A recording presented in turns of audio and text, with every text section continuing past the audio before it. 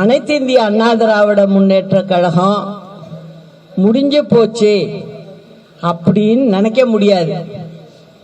ஏன்னா என்னோட என்ட்ரி ஆரம்பிச்சிருக்கு.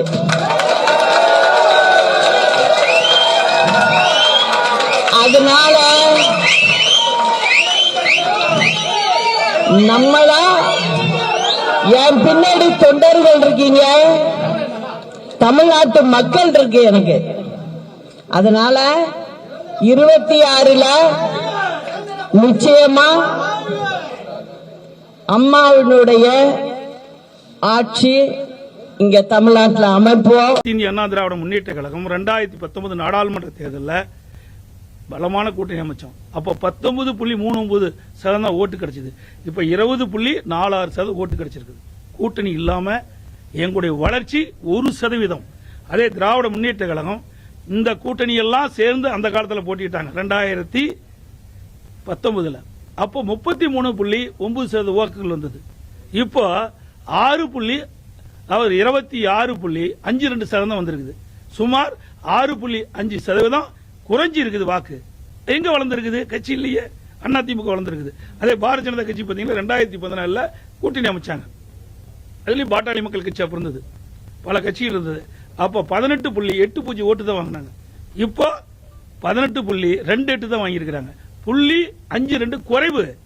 அதிமுக அதிகமா வாங்கியிருக்குது. அனைத்து இந்திய அண்ணா திராவிட முன்னேற்ற கழகம் முடிஞ்சு போச்சு அப்படின்னு நினைக்க முடியாது. ஏன்னா என்னோட என்ட்ரி ஆரம்பிச்சிருக்கு.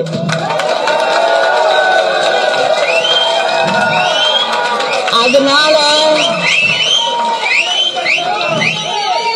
நம்மளா என் பின்னாடி தொண்டர்கள் இருக்கீங்க, தமிழ்நாட்டு மக்கள் இருக்கு எனக்கு. அதனால 26ல நிச்சயமா அம்மாவினுடைய ஆட்சி இங்க தமிழ்நாட்டில் அமைப்போம். இந்திய அண்ணா திராவிட முன்னேற்ற கழகம் 2019 நாடாளுமன்ற தேர்தலில் பலமான கூட்டணி அமைச்சோம். அப்போ 19.39% ஓட்டு கிடைச்சது. இப்போ 20.46% ஓட்டு கிடைச்சிருக்குது. கூட்டணி இல்லாம எங்களுடைய வளர்ச்சி 1%. அதே திராவிட முன்னேற்ற கழகம் இந்த கூட்டணி எல்லாம் சேர்ந்து அந்த காலத்தில் போட்டிட்டாங்க 2019. அப்போ 33.9% வாக்குகள் வந்தது. இப்போ 26.52% வந்திருக்குது.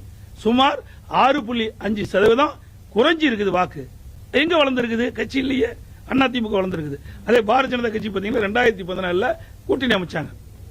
அதுலயும் பாட்டாளி மக்கள் கட்சி அப்ப இருந்தது, பல கட்சிகள் இருந்தது.